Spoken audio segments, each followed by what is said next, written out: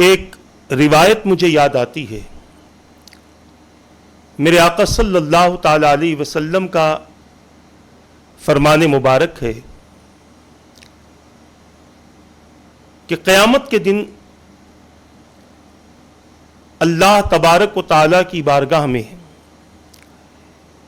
ایک ایسے شخص کو لایا جائے گا جس کے نام اعمال گناہوں سے بھرے ہوں گے، اور اس قدر بھرے ہوں گے کہ اس کے نام اعمال میں کوئی بھی نیکی نہ رہے گی۔ اور جب اللہ تبارک و تعالیٰ کی بارگاہ میں اس بندے کو پیش کیا جائے گا تو رب قدیر اپنے فرشتوں سے فرمائے گا، اے میرے فرشتوں، اس بندے کے نام اعمال کو اس کے سامنے کھولو۔ جب بندے کے سامنے اس کے نام اعمال کا دفتر کھولا جائے گا تو ایک روایت یہ ملتی ہے کہ لگ بھگ 120 کتابیں اس کے نام اعمال لکھی ہوئی کتابیں 120 ایسی ہوں گی، اور اس کتاب کے ایک ورق کا عالم یہ ہوگا کہ جب اس کتاب کا ورق کھولا جائے گا تو جہاں تک بندے کی نظر کام کرے گی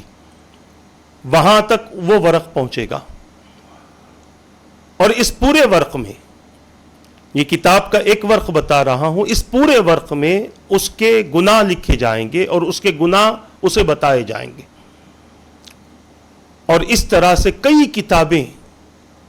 اس کے نام اعمال کے حوالے سے لکھی گئی ہوں گی۔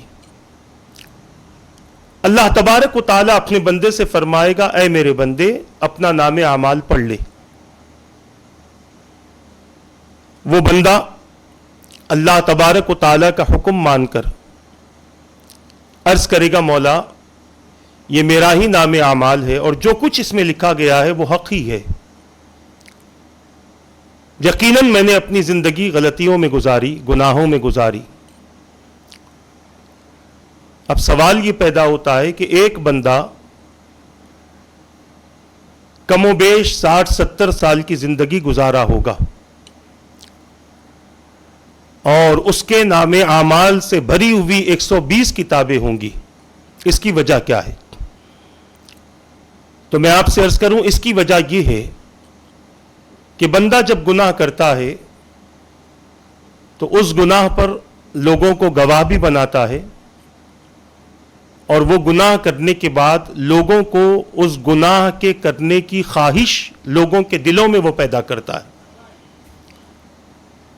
جیسے مثال کے طور پر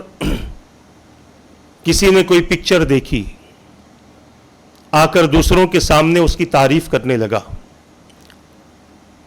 کسی نے کوئی گانا سنا، سن کر اس کی تعریف لوگوں کے سامنے کرنے لگا، کسی نے کوئی سیریل دیکھا، دیکھ کر اس کی تعریف لوگوں کے سامنے کرنے لگا یا کرنے لگی۔ عورتوں کی عادت ہوتی ہے بہت زیادہ کہ چینلوں پر نئے نئے سیریلوں کی تلاش کرتے ہیں، اور جب کوئی سیریل اچھا لگتا ہے تو اپنی محفل میں اس کا تذکرہ کرتے ہیں یا اپنے فرینڈز کو اس کے بارے میں گفتگو کرتے ہیں تاکہ وہ بھی اس سیریل کو دیکھیں۔ انسان کے لیے اپنا گناہ ہی کم نہیں ہے، اسی کے گناہوں کا بوجھ اس کے لیے کوئی کم نہیں ہے، دوسروں کے گناہوں کا بوجھ بھی اپنے اوپر ڈال لیتا ہے۔ ایسا کرتے کرتے ایک بندے نے ایک ہی گناہ کیا تھا، مگر جب اس کا دفتر کھولا گیا تو 1,00,000 گناہ دیکھے گئے۔ مثال دے رہا ہوں۔ اب اگر وہ سوال بھی کرے کہ میں نے تو ایک ہی کیا تھا، 1,00,000 کیسے لکھے گئے، تو جواب یہی ملے گا، تیرے کہنے پر اتنے لوگوں نے گناہ کیا اور ہر گناہ کرنے والے کے گناہ کے برابر تیرے نام اعمال میں گناہ لکھا گیا۔ تو عرض کر رہا تھا اتنا بڑا دفتر اس کا ہوگا گناہوں کا. اللہ تبارک و تعالیٰ اس بندے سے فرمائے گا دیکھ لے. وہ کہے گا مولا میں نے دیکھ لیا ہے اور میں اقرار کرتا ہوں کہ یہ سارے گناہ میرے ہی ہیں. اللہ تبارک و تعالیٰ اپنے فرشتوں سے فرمائے گا وہ جو چٹھی ہے وہ چٹھی اس کے نام اعمال کے پلڑے میں رکھ دو. ایک پلڑے میں گناہ رکھے جائیں گے, ایک پلڑے میں ایک کاغذ رکھا جائے گا. اب ظاہر سی بات ہے کہ ایک مقام پر اتنا وزن ہو کہ 120 کتابیں ہوں اور دوسرے مقام پر صرف ایک کاغذ ہو, تو انسان تو یہی سمجھے گا کہ یہ کاغذ کا وزن کیا ہوگا. وہ بھی یہی سوچ رہا تھا کہ اس اتنی کتابوں کے سامنے اس کا وزن کیا ہوگا. مگر دیکھ کر بڑا تعجب ہوا کہ ایک پلڑے میں گناہوں سی بھری ہوئی کتابیں رکھی گئی اور دوسرے میں ایک چھوٹی چٹھی, ایک چھوٹا سا کاغذ رکھا گیا. نگاہیں دیکھ رہی ہیں کہ جس پلڑے میں کاغذ تھا وہ پلڑا بھاری ہو گیا اور گناہوں کا پلڑا ہلکا ہو گیا. وہ حیرت میں آ کر پوچھتا ہے کہ اے میرے پروردگار, آخر اس کاغذ میں ایسا کیا ہے کہ جو ان کتابوں پر بھاری پڑ گیا. تو میرے رب نے فرمایا, میرا رب فرماتا ہے اے میرے بندے,